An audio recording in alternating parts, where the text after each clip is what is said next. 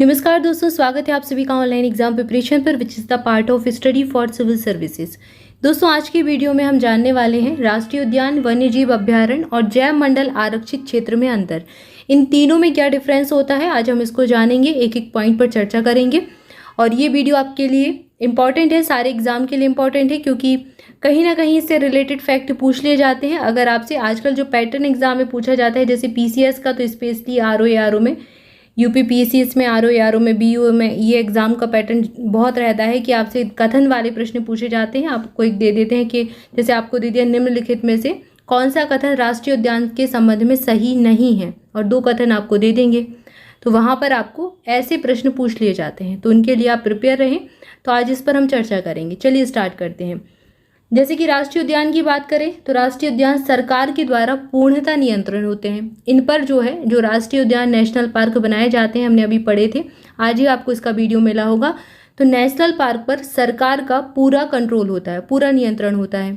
वन्यजीव अभ्यारण्य हम पढ़ चुके हैं। इसमें क्या होता है, इसमें निजी कार्य की अनुमति होती है, यानी कि अगर कोई प्राइवेट कंपनी यहाँ पर काम करना चाहे तो वो कर सकती है।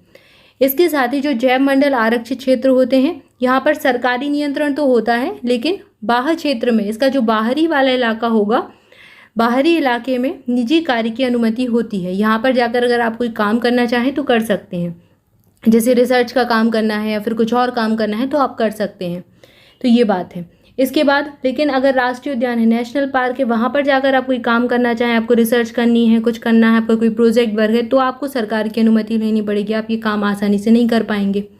इसके बाद अगला अंतर होता है, किसी विशिष्ट पशु जैसे कि बाघ है, दरियाई घोड़ा है, हाथी है, गैंडा है, इनके लिए निर्मित किए जाते हैं। तो आपने देखा होगा राष्ट्रीय उद्यान, जैसे आपसे पूछते हैं एक सींग वाले गैंडे कौन से राष्ट्रीय उद्यान मिलते हैं, जंगली गधे कौन से राष्ट्रीय उद्यान में मिलते हैं, एशियाई सिंह किस राष्ट्रीय उद्यान में मिलते हैं। तो ऐसे आपसे प्रश्न पूछे जाते हैं। तो ये स्पेशली जानवरों के लिए बनाए जाते हैं। वन्यजीव अभ्यारण्य में क्या होता है, जीवों की प्रजाति की विविधता का संरक्षण किया जाता है। ये पर्टिकुलर एक जानवर के लिए नहीं बनते, यहाँ पर कई सारे जीवों की विविधता पाई जाती है। जैव मंडल आरक्षित क्षेत्र में क्या होता है, संपूर्ण स्थानिक पारिस्थितिक तंत्र का संरक्षण किया जाता है।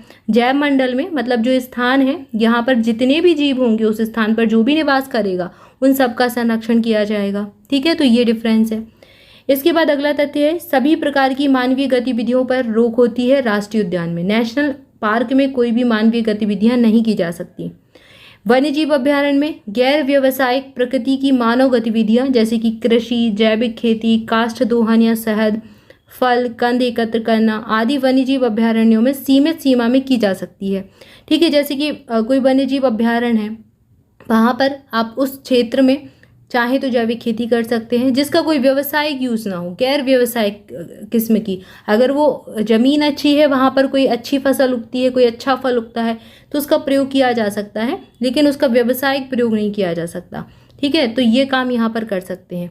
इसके बाद आता है जैव मंडल आरक्षित क्षेत्र। तो बायोस्फीयर रिजर्व के बफर जोन में अनुसंधान, पर्यावरण शिक्षा और पर्यटन जैसी मानवीय गतिविधियों की अनुमति होती है।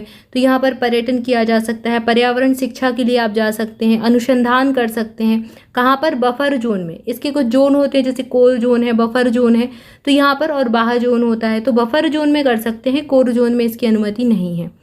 इसके बाद अगला तथ्य है, राष्ट्रीय उद्यान की जो सीमाएं हैं, उनका निर्धारण प्रशासनिक और विधिक प्रक्रिया के द्वारा होता है।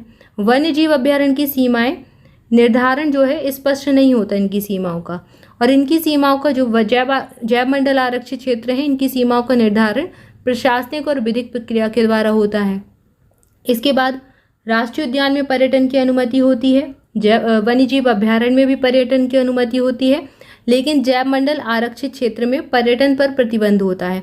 अब आप कहेंगे यहाँ तो पर्यटन की सुविधा दे रहे हैं, तो ये बफर जोन में दे रहे हैं, अंदर जो है पूरा अगर कहें तो पूरे जैव मंडल आरक्षित क्षेत्र में नहीं होगी। इसके बाद राष्ट्रीय उद्यान जो है, इन क्षेत्रों का वैज्ञानिक रूप से प्रशासनिक प्रबंधन होता है। जो वन्यजीव अभ्यारण्य है, इन क्षेत्रों का वैज्ञानिक रूप से प्रशासनिक प्रबंध किया जाता है, और जैव मंडल आरक्षित क्षेत्र का भी वैज्ञानिक रूप से प्रशासनिक प्रबंधन किया जाता है। ठीक है, तो यहाँ पर हमने समानता और असमानता के कुछ बिंदु देखे। आपको आई होप क्लियर हो गया होगा कि राष्ट्रीय उद्यान क्या होते हैं, वन्यजीव अभ्यारण्य क्या होते हैं, जैव मंडल आरक्षित क्षेत्र क्या होते हैं और क्या इनमें डिफरेंस होता है। ठीक है। तो आप अलग अलग पढ़ते हैं, कई सारे आपने अभ्यारण्यों के नाम भी पढ़े होंगे। राष्ट्रीय उद्यान अभी हमने स्टेट वाइज देखे, जैव मंडल आरक्षित क्षेत्र भी हमने देखे। तो आपने इसमें देखा होगा जैसे हाथी के लिए आरक्षित क्षेत्र होते हैं, कई सारे और भी हैं, सब जीव जंतुओं के लिए करते ही हैं। तो इनके बारे में आप अलग अलग पढ़ते हैं। आज हमने एक ही जगह पर सारी चीज़ें देखी कि क्या इनमें डिफरेंसेस होते हैं। क्लियर है? आई होप आपको वीडियो अच्छा लगा होगा। अच्छा लगा है तो जल्दी से लाइक कर दें, चैनल को सब्सक्राइब भी कर लें। मोर अपडेट के लिए, मोर वीडियोज़ के लिए बेल आइकन जरूर प्रेस कर दें। और मोर अपडेट के लिए आप हमारा टेलीग्राम ग्रुप ज्वाइन करें, उसकी लिंक आपको डिस्क्रिप्शन मिल जाएगी। ऑनलाइन एग्जाम प्रिपरेशन के नाम से हमारा जो है चैनल है, लिंक आपको डिस्क्रिप्शन मिल जाएगी, जहाँ से आप ऑफिशियल चैनल तक पहुँच जाएंगे।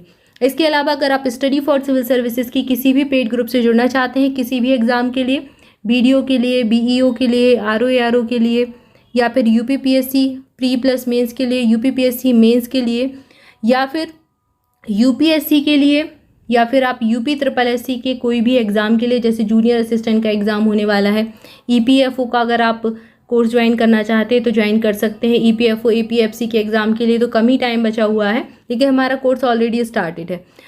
तो किसी भी एग्ज़ाम के लिए अगर आप course, practice quiz, test series कुछ भी ज्वाइन करना चाहते हैं तो डिस्क्रिप्शन में कॉन्टैक्ट नंबर दिए गए हैं, आप कॉल करके जानकारी ले सकते हैं, आपको पूरी इन्फॉर्मेशन मिल जाएगी। Thank you for watching this video. स्वस्थ रहें, मस्त रहें, मुस्कुराते रहें, पढ़ाई करते रहें। मिलेंगे नेक्स्ट वीडियो में। Thank you so much.